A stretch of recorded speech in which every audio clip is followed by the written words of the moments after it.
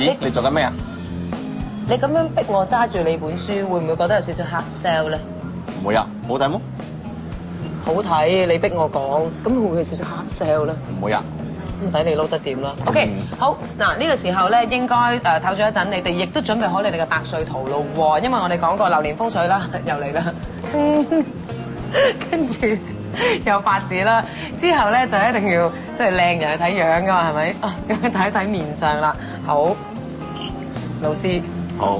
OK，嗱，今日講3個生肖嘅，咁就係屬馬啦、屬羊同埋屬猴嘅。咁喺你嘅面部咧，每一個位置係代表你嘅年紀噶嘛，係咪？冇錯，你跟住你嘅百歲圖嚟睇，你嘅百歲圖記住話係計虛齡嘅，即係話你真正嘅年齡加1就係嗰個虛齡啦。就譬如佢咁係18歲嘅啫，咁樣咧你喺嗰度咧做緊19歲就係屬於你㗎。OK， 先嚟，如果你屬馬嘅話咧，咁虛齡即是22歲咧，師傅係睇邊度啊？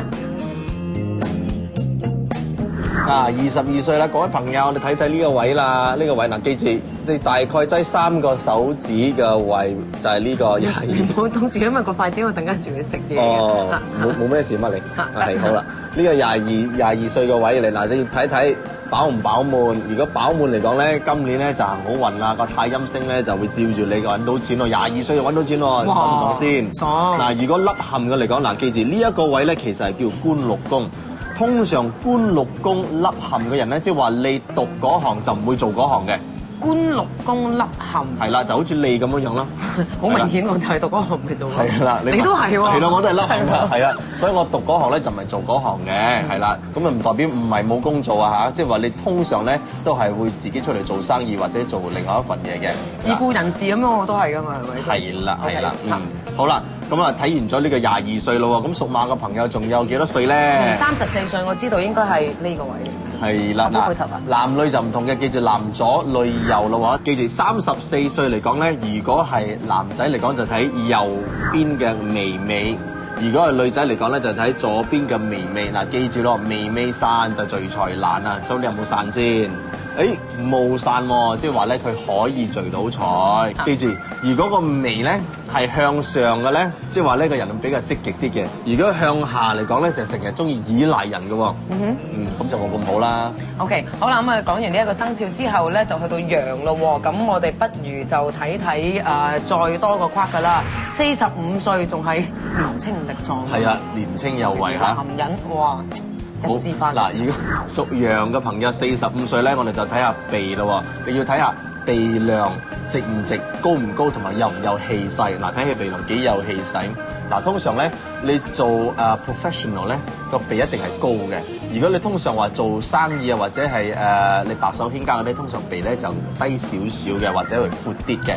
鼻梁高咧就通常做我哋專業嘅。啲專家嚟嘅，我想你係專家啦嚇，你都比較高啲。咁都算專家啊？係啦係啦，食家嘛嗱。好富碌喎。係啊，嗱咁咧最緊要有肉咁樣嗱，咁啊你個女人鼻啦就少啲啦，如果男人嚟講咧就比較闊啲就比較好啦。仲有啊，45歲呢個位咧就代表疾厄宮嘅，即係代表有唔有病痛嘅。如果你呢個位咁啱發黑嘅嚟講咧，咁即係話今年咧就好多病痛啦。喂，我想問咧，好笑，有時我聽你講咧，見到我鼻生瘡，你就話有時呢啲咁短期性嘅現象都係一種反應。係啦，因為原來面相咧就分定流法同埋雲流法，同埋咧榴蓮法，唔係食得嗰啲榴蓮啊。即係話咧，如果你要睇 now 嘅，而家即刻有冇見效？通常嚟睇有冇暗瘡啊，或者無端端你面會發紅啊？黑頭計唔計？黑頭唔計，係計有冇暗瘡或者發紅色啊咁樣樣。如果咧咁啱個鼻咧有暗瘡嘅嚟講咧，就 within 7日到14日咧你就會破財㗎啦。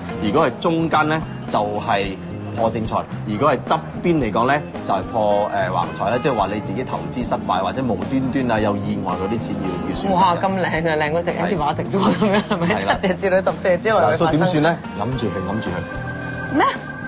鋪啲嘢咯，好似你咁咯，鋪下咯，係咯，冇所謂咧，你都有鋪啦，係咪？踢爆你係咪 ？OK， 跟住落嚟我哋睇屬猴咯喎，56歲啊，係嘛？好啦，嗱，我哋56歲就要睇個嘴嘅部位啦，呢個部位嗱，通常我哋就唔好講一個部位嚟睇，因為如果你淨係睇一個部位唔得啦，50幾歲講健康啊嘛，成個嘴嚟睇比較好啲，因為仲屬於係晚年嚟講，如果個嘴比較飽滿啲嘅，成個嘴呢度有肉嘅。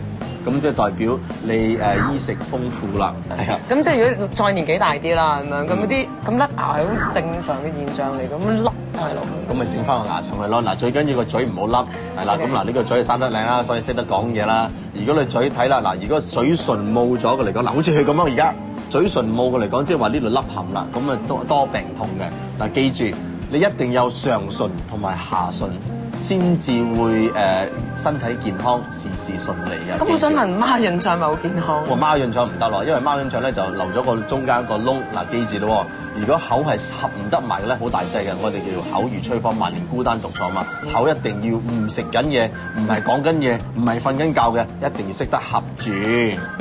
咁先為之好嘅係咪？咁先為之好噶啦。咁如果你哨牙咧，咁你就合唔到口噶啦。OK， 好。面相就差唔多，你顧住個形象嘅師傅。係嚇，咁啊，喂，今日初一㗎咯喎，咁我自己係比較一個勤奮積極嘅人嚟。會咩？係啊，會㗎。咁我就好快想翻工，最好依家即刻翻工。究竟喺兔年嚟講咧，邊個即係開工日子係最好？嗱，咁好多人都想知。好多人好注重開工日子嘅，咁樣其實最好嘅開工日子咧，就係初六。初六。係啦。我可以啊。你可以嘛？我可以啊。好啦。有啲人係咪唔可以嘅咧？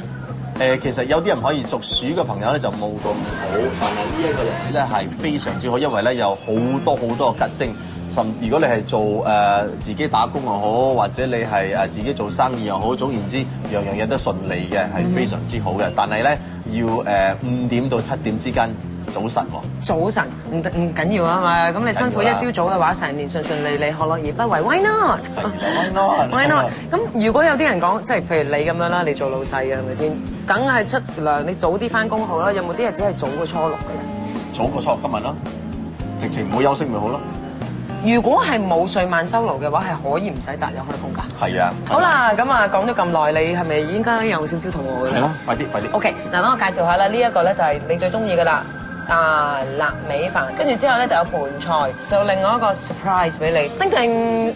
咩嚟嘅？非一般嘅小籠包，因為咧4隻裡面其中一隻係有鮑魚，一隻咧係有 scallop。OK。犀利，咁邊隻有鮑魚咧？咁啊睇下你有幾好運啊！嗱，依家轉個好運俾你轉。今年兔年嘅病符星坐落喺南方，可以嘅話就盡量減低喺南方位嘅活動，同時可以選擇動一動東北方位100星嚟提升貴人運。雖然兔年嘅八字乃金木相戰，之但係如果你八字之中帶水，反而係今年會行好運喎。八字裡面有馬嘅朋友，恭喜晒啦！錢財同快樂今年會不斷來。生肖有羊嘅朋友，今年就特別精明，仲有升職加薪嘅預兆添。而超猴嘅朋友，之前存在嘅問題，今年通通都可以迎刃而解。開工吉日初六早上5點到7點，不過屬鼠嘅咧就要避免啦。你個桃花就係你個貴人，你個樣好似成個雪櫃咁嘅樣。你都係中意你嘅喎。我諗緊點會有人個樣似雪櫃嘅咧？個男仔嘅右眼係大啲嘅，即係話佢成日俾老婆蝦嘅。我估唔到你個人係咁樣諗嘅，但係我絕對係會